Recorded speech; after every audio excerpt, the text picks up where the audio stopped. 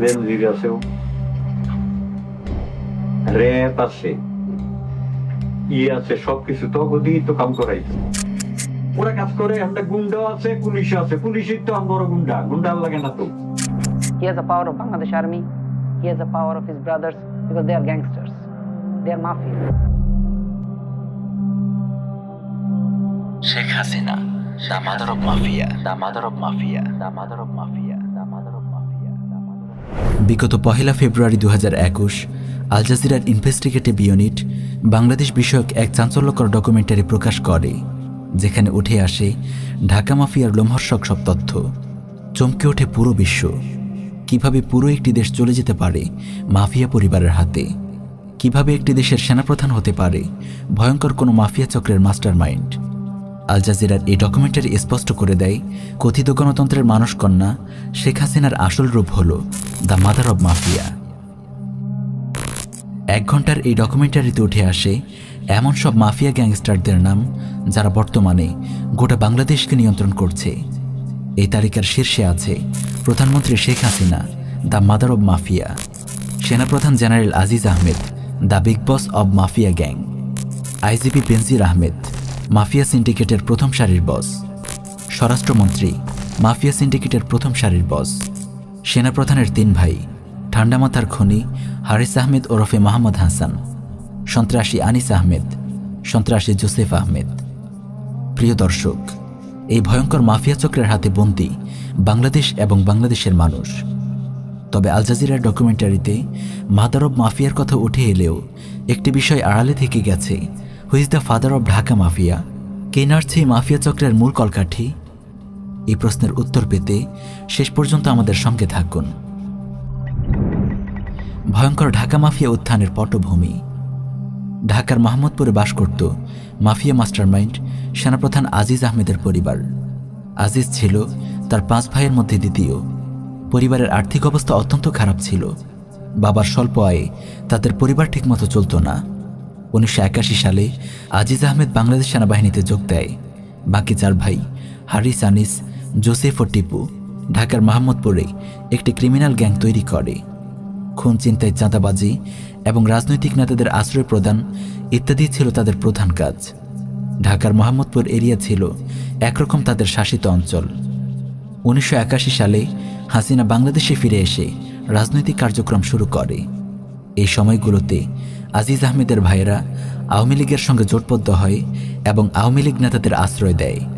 স্বৈরাচারী এরশাদ সরকারের দমন নিপীড়নে অতিষ্ঠ আওয়ামী লীগের নেতারা তাদের পার্টি প্রোগ্রামগুলো ঘোষণা করত এই সন্ত্রাসী চক্রের অফিস থেকে।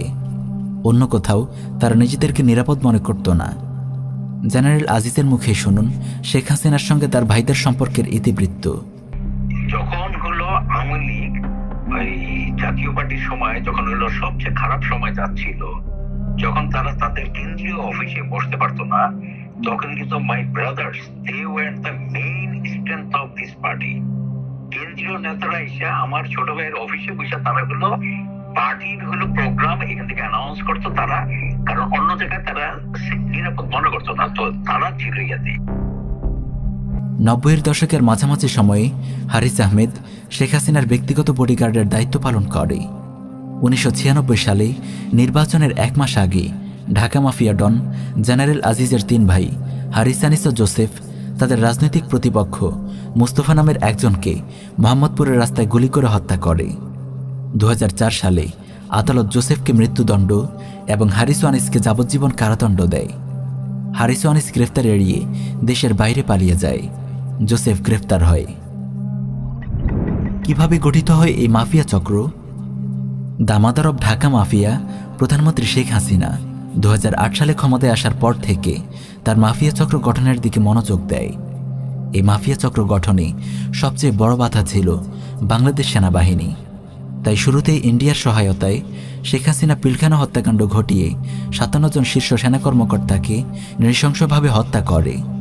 এভাবে মেরুদণ্ড ভেঙে গুঁড়ো করে দেয়া হয় একটি শক্তিশালী সেনাবাহিনীর। এরপর শেখ হাসিনার জন্য মাফিয়া সাম্রাজ্য গঠনের সব বাধা দূরীভূত হয়ে যায়।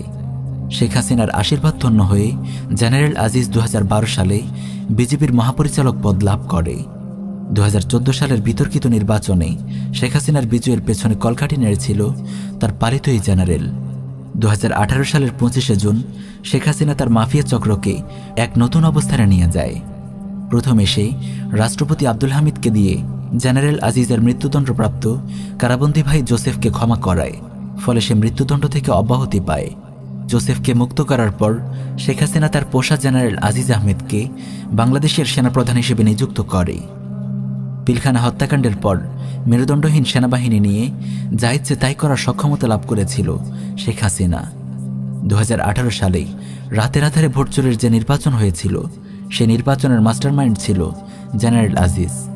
সেনাপ্রধান হিসেবে সে তার সর্বোচ্চ ক্ষমতার ব্যবহার করেছে শেখ হাসিনাকে ক্ষমতায় আনতে। এভাবে সেনাবাহিনী, পুলিশ, বিজিবি ও র্যাব সহ দেশের সকল শক্তিকে কক্ষিগত করে শেখ হাসিনা গড়ে তোলে তার গ্রেট মাফিয়া সাম্রাজ্য। মাফিয়া ডন জেনারেল আজিজের কুকীর্তি। 2014 সালে তৎকালীন বিজেপি মহাপরিচালক mafia don general Aziz Ahmed তার পলাতক ভাই খুনি হারিস আহমেদকে তার মাফিয়া কার্যক্রমের অংশ হিসেবে ইন্ডিয়া থেকে হাঙ্গেরি নিয়ে যায়। জেনারেল আজিজ তার জন্য একটি ভুয়া আইডেন্টিটি তৈরি করে দেয়। বিজেপি মহাপরিচালক হিসেবে নিজের প্রভাবকে কাজে লাগিয়ে সে তার ভাইয়ের জন্য জাল বার্থ সার্টিফিকেট, জাল এনআইডি কার্ড, জাল পাসপোর্ট, এমনকি জাল ম্যারেজ সার্টিফিকেটও বানিয়ে ফেলে। খুনি হারিস আহমেদের নতুন নাম হয় মোহাম্মদ হাসান।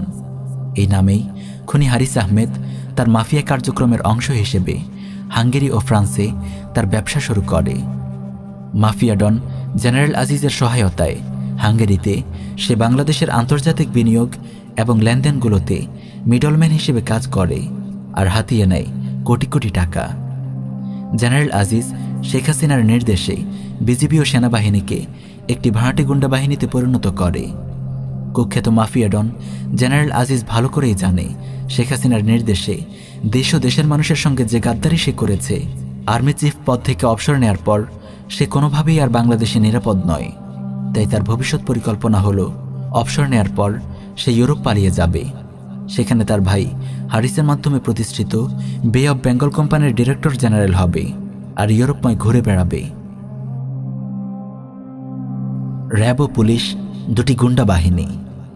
এই মাফিয়া সাম্রাজ্যের অফিসিয়াল গুন্ডা বাহিনী হল র্যাব আর পুলিশ। মাফিয়া ডনরা হুকুমের গোলাম এই গুন্ডা বাহিনীকে নিজেদের স্বার্থে ইচ্ছেমতো ব্যবহার করে। ঘুষখোর পুলিশের অফিসাররা সবসময় এমন জায়গায় বদলি হতে চায় যেখানে ঘুষ বেশি পাওয়া যায়, আর এই পোস্টিং পরিবর্তনে কোটি কোটি টাকা আয় করে মাফিয়ার শীর্ষ নেতারা, যাদের মধ্যে আছে স্বরাষ্ট্রমন্ত্রী আসাদুজ্জামান খান, পুলিশের আইজিপি বেনজির আহমেদ এবং জেনারেল আজিজের ভাই সন্ত্রাসী হারিস আহমেদ। হারিস আহমেদের মুখেই শুনুন। পুলিশ আঙ্গুল এখানে এই ওসিমোসিগুলোর পোস্টিং করতে কিরকম টাকা করতে চান? আমি আপনার এয়ারপোর্ট থানার ওসি মিনিমাম 10 কোটি টাকা, 5 কোটি টাকা অ্যাকচুয়ালি ট্রান্সফারের টাকাটা খায় home minister, IG, police commissioner.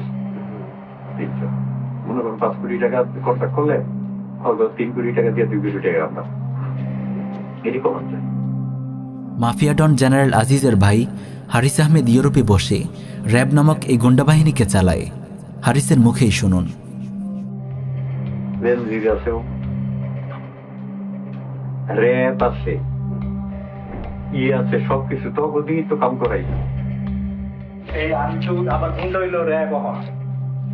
আমার তো এমনি গুন্ডা লাগে না তো, আমার তো এই গুন্ডা, কারো ডাইলে কারো ধরো ফেরো। কেবল র্যাবই নয়, পুলিশও এই মাফিয়া গোষ্ঠীর গুন্ডা বাহিনী। হারিসের মুখেই শুনুন।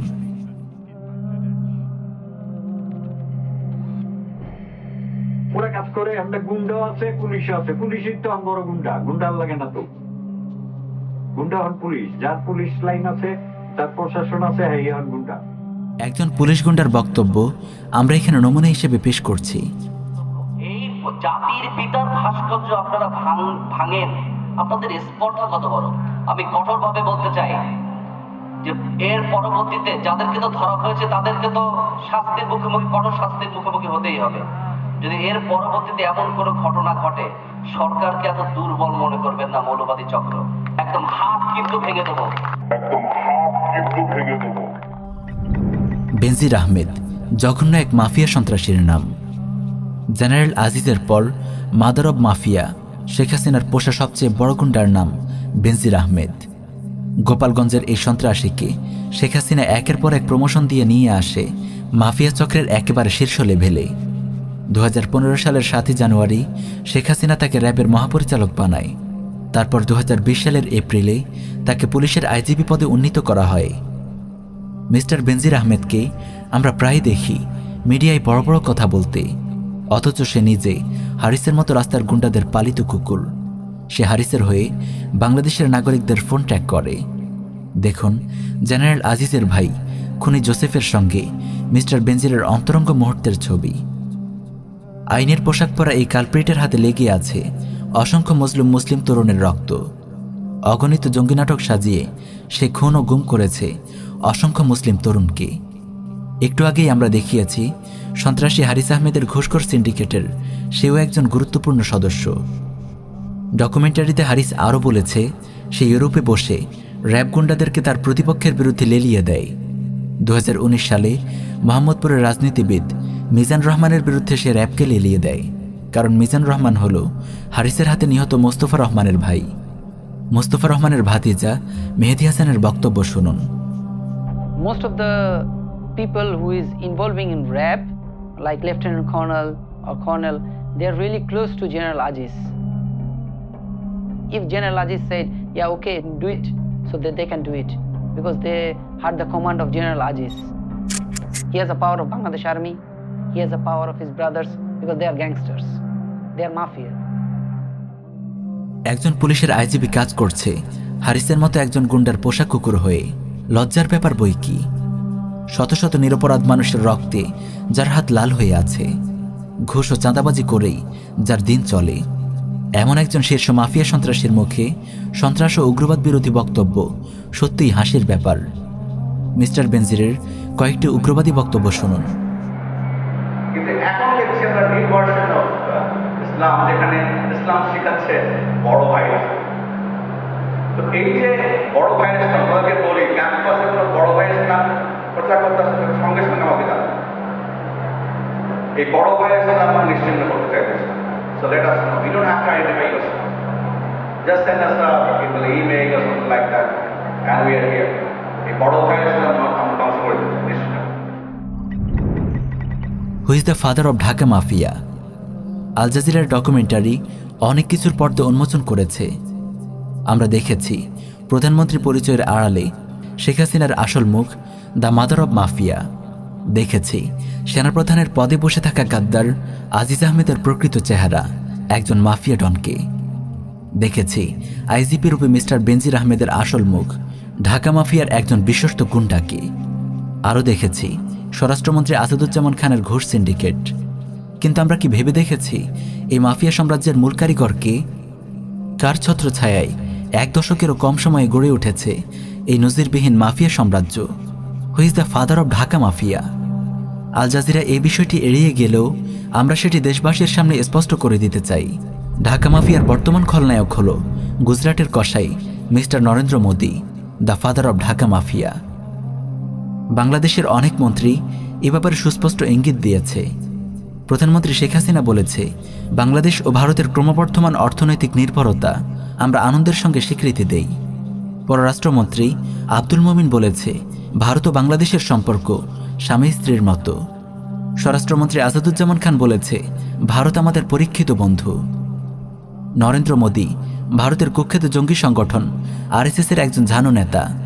2002 সালে গুজরাটের মুখ্যমন্ত্রী থাকাকালে সে হাজার হাজার মুসলিমকে হত্যা করে। ইতিহাসে এই ঘটনা গুজরাট হত্যা নামে খ্যাত। 2014 সালে ভারতের লোকসভা নির্বাচনে রাজনৈতিক দল বিজেপি থেকে সে ভারতের প্রধানমন্ত্রী নির্বাচিত হয়। প্রধানমন্ত্রী হিসেবে দায়িত্ব গ্রহণের পর থেকেই সে নিরলসভাবে কাজ করে যাচ্ছে জঙ্গি সংগঠন আরএসএসের ড্রিম প্রজেক্ট অখণ্ড ভারতের রামরাজত্ব প্রতিষ্ঠা নিয়ে। ইতিমধ্যে সে অনেক এগিয়েছে। সংবিধানের 370 ধারা বাতিল করে কাশ্মীরের স্বায়ত্তশাসন কেড়ে নিয়েছে। বাবরি মসজিদ ভেঙে রাম মন্দির নির্মাণ করেছে। মুসলিমদেরকে বাস্তুভিটাহীন উদ্বাস্তু জাতিতে পরিণত করতে পাশ করেছে সিটিজেন অ্যামেন্ডমেন্ট বিল সিএএ। এই আইন বাস্তবায়িত হলে ভারতের মুসলিমদের পরিণতি আরাকানের মুসলিমদের চেয়েও জঘন্য হবে। অতি অল্প সময়ে তার অগ্রগতি উপমহাদেশের মুসলিমদের জন্য এক অশনি সংকেত। শেখ হাসিনাকে দিয়ে ঢাকা মাফিয়া প্রতিষ্ঠা গুজরাটের কসাই নরেন্দ্র মোদীর হিন্দুত্ববাদী এজেন্ডারই একটি গুরুত্বপূর্ণ প্রজেক্ট। ভারতের গোয়েন্দা সংস্থা র 2009 সালে বাংলাদেশের ইতিহাসের বর্বরতম হত্যাকাণ্ড ঘটায় ঢাকার পিলখানায়। হত্যা করা হয় দেশের শীর্ষ আর্মি নেতৃত্বকে, ভেঙে গুঁড়িয়ে দেয়া হয় একটি স্বাধীন দেশের সেনাবাহিনীর মেরুদণ্ড। ভারতের র আর শেখ হাসিনার যৌথ উদ্যোগে সংগঠিত এই নৃশংস হত্যাকাণ্ডই বাংলাদেশে রচনা করে একটি মাফিয়া চক্রের ভিত।